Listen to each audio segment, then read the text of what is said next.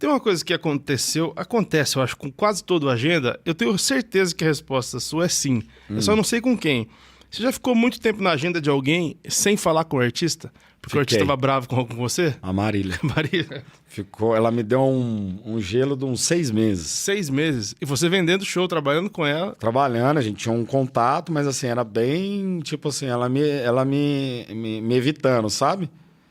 E ela me evitando, mas foi porque isso até... A gente fez, até relembrei essa história recente, que está sendo gravado, né? O filme dela e tal. E aí eu contei essa história. Eu tava num restaurante com uns amigos, meu telefone toca. Marília Mendonça. Aí fui sair fora do restaurante, entendi. Oi, Marília. Felipe, o que tá acontecendo? Por que o show hoje aqui tá ruim? Eu falei, porque era uma data caída. Aí... Tá com 20 dias de divulgação.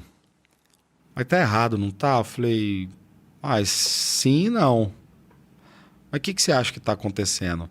E eu já vinha querendo falar para ela que aquele repertório do Agora Que São Elas Dois não tava comercialmente falando, não tava vendável para bilhete. Né? Você acha que o repertório não tinha batido no público? No público para vender ingresso. As músicas eram muito boas, mas não para vender o ingresso. E eu queria falar, não sabia como falar. Eu que nunca compus, nem uma música na minha vida. Como é que eu vou falar que a maior compositora do país errou o repertório? Peguei. Falei, Marília, então, é o seguinte. Esse repertório, assim, sensado, cara, ele não tá legal. Cara, então você quer dizer que eu errei? Falei, não é isso. As músicas são boas, mas não tá vendendo o ingresso. E aí não tá legal. Aí o outro show que cancelou é porque não tava vendendo ingresso. Aí eu busquei um outro para tentar a gente não ficar uma data parada e também não vendeu o ingresso. Por não tá legal e por estar em cima da hora. Cara, nossa senhora, ela ficou muito grilada comigo. Aí foi quando ela me deu um gelo ali de uns 6 meses mas passou, sabe? Aí depois... Mas ficou de bico mesmo. Ficou. Depois a gente viajando uma vez, a gente estava indo para São Luís, no Maranhão. Era uma festa das patroas que eu tinha vendido. Tava no avião eu, ela, a Maiara, a Maraísa, os assessores ali. E a gente falando de repertório, uma série de coisas. Aí ela vira e fala assim, queria te pedir desculpa. Você acha que eu acertei o repertório agora? Aí já tinha iniciado todos os cantos. Falei, os números estão melhores? Você sentiu que tá mais gente? Ela falou sim. Eu falei, então a sua resposta tá aí, você acertou. Ela, obrigado por você ter me alertado. Então... Porque ela se incomodou, mas prestou atenção. Mas eu acho que aí depois ela deve ter parado para analisar e pensado. Falou, cara, tá falando pro meu bem, deve ter analisado números. Não sei, né? A gente não detalhou isso depois. Mas é isso, muitas vezes a gente fala a verdade pro artista, independente, porque... A gente que está na agenda ali é o para-raio. Tudo de bom e de ruim chega ali no agenda, que é a linha de frente. Então, na hora que acerta, você chega, Felipe, ó, a Maiara Maraísa acertou agora. Felipe, ó, essas músicas não tá tocando muito não. E às vezes o cara não fala, você puxa a língua, como é que tá? Como é que foi? Como é que foi o DVD? O que você achou? Não tá legal. O cara fala mal, aí você tem que falar, né? Aí você vai filtrando, obviamente que você não leva tudo pro artista, né? Você tem que motivá-lo sempre, mas tem coisa que você acha mais importante, você filtra e leva a informação. Então eu via os contratantes reclamando, eu via os números caindo. Eu falei, eu preciso dizer, pô, você não está fazendo isso, você não está fazendo aquilo. Então você fala e às vezes o artista se dói. E ele fica bravo, fica emburrado, mas no geral sempre depois entende. É isso, conforme vai passando um tempo, essa receptividade, essa troca de informação, ela vai fluindo mais leve, né? Assim como eu sempre fico perguntando, o que você achou do contratante tal? O que você achou desse show? Foi tudo bem? Foi tudo mal? Não gostou? Gostei?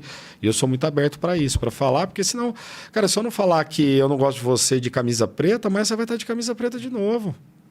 Então as pessoas precisam falar para outra que ela não gostou daquilo, porque senão não vai aprender. Você tinha contado essa história para mim agora, na última vez que a gente se viu, tava lá no Vander, do Fred Fabrício, e aí vocês falaram que muda muito quando se acerta uma música. Aí vocês me contaram que logo depois disso tudo teve o Silmeira, apareceu o Silmeira, E aí você e o Wander falaram, não, a gente se acalmou e a partir dali muda o trabalho, porque a gente já sabe o que vai acontecer depois, né? De acertar uma música. Né? Que foi quando ele me ligou.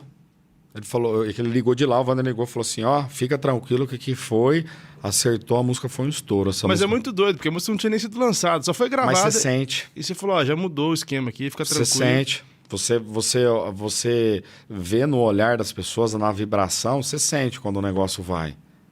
Que foi o que eu te falei do Fred Fabrício, você sente. Você fala assim, cara, isso aqui... eu já vi essas coisas aqui antes, então isso aqui vai dar certo. Então, você vê a música, às vezes, sendo gravada, ou logo que lançou, você fala, isso aqui vai virar, isso aqui vai estourar, isso aqui vai fazer sucesso. E a Ciumeira foi uma dessas, que aí, no caso, foi o Wander que sentiu lá na hora e falou, ó, essa aqui vai estourar. Pode preocupar, tira suas preocupações que agora acertou. E é muito doido, muda a vida no dia seguinte já, né? O trabalho já... O artista grande muda. Por artista que está iniciando, não. É um processinho mais demorado. Você lança, você vai colher dali 6 meses. Agora, o artista grande já muda rápido. Sabe? Lançou, já virou hit. Porque a rede de fã já é maior, a rede de credibilidade dele já é muito maior, né? Então, ali rápido ele chega em todo mundo, né? Agora, o artista pequeno, quando ele acerta, até todo mundo reconhecer quem que é aquele artista, a imagem, quem que é. É um processo mais demorado. Eu te perguntei o negócio do custo, né, dos 50%, e eu ia entrar num outro assunto, que eu falo algumas vezes aqui. Vocês tiveram, e tem artistas muito, muito grandes, né, que não é só um sucesso, artistas de faturamento muito alto. E passa a ser normal o uso de avião particular. Alguns de aluguel, a maioria acaba comprando em algum momento, né, dos maiores. Como é que é para vocês ter que controlar esse custo? Porque artista geralmente costuma, às vezes, folgar não é o verbo certo, mas relaxar um pouco no lance do uso do jato, e isso começa a pesar, começa a voltar. Da Maiara e Maraísa, que vocês atuam mais diretamente, além da utilização do particular, elas têm equipes grandes também, né? Elas andam com mais pessoas do que uma dupla comum, né? Isso já é desde sempre. Por conta de ser mulher, de arrumação e tudo. Como é que faz esse jogo de não deixar isso atrapalhar em algum momento? O jato, a gente adquiriu recentemente, as meninas não tinham. Aí a sociedade comprou, é uma ferramenta de trabalho para utilizar. E aí, obviamente, quando é utilizado de forma privada, aí vai para quem utilizou. Mas é automático, ele vai para a conta, a conta chega, tem... Já é automático. Fala assim, a Maiara usou, sei lá, a Maraísa usou para ir lá para Araguaína para ver o noivo dela. Então aquilo ali vai para o privado dela. É feita uma média de KM, e aí faz o cálculo, falou, gastou X, isso aqui vai para Maraísa, para o centro de custo Maraísa. Digamos assim, o Wander utilizou para ir lá na gravadora no Rio de Janeiro.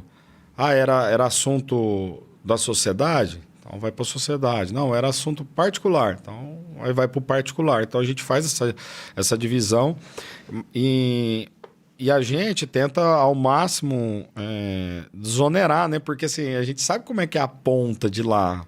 O quanto que gasta um hotel, o quanto que gasta uma diária de alimentação, um carro, etc. Então quanto mais gente você anda, mais você onera para o contratante. Só que elas têm uma situação que elas andam com um maquiador. Aí tem estilista, às vezes, que vai, não é sempre, mas às vezes vai. Então, só o fato de maquiador já é 2 pessoas a mais, com uma dupla masculina não tem. O homem é só pôr uma camiseta, calça jeans, um tênis e foi embora. Agora a mulher, as meninas 3 horas antes estão se maquiando. Chega do show, limpa tudo, no outro dia maqueia tudo e assim vai indo. Então, só ir de cara já é 2 a mais. Então, a gente... adquirir um avião que ele não é tão grande, porque senão o custo é mais alto, mas não é nem por isso, é mais para você não ficar limitado em pousar em certos lugares. Por exemplo, o avião do Gustavo Lima é maravilhoso. Mas tem lugar que não desce. Mas não pousa num monte de lugares. Então, quanto maior o avião, mais te limita.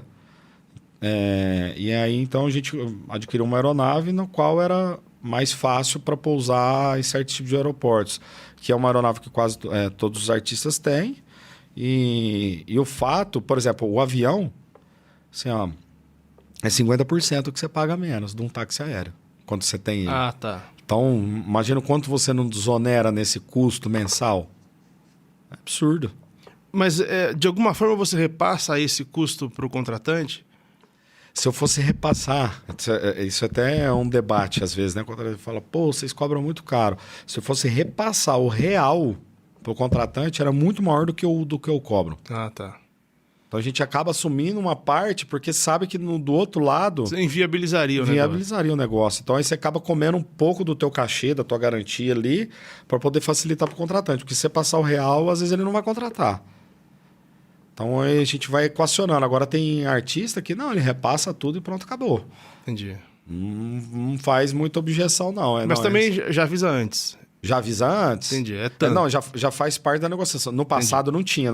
Dava um susto na hora. No Henrique e Juliano, que foi tudo muito novo, que foi muito grande, a gente passava na hora no começo. Cara, era uma briga todo dia. Porque é muito caro, né? Era uma dor de barriga todo santo dia. O contratante...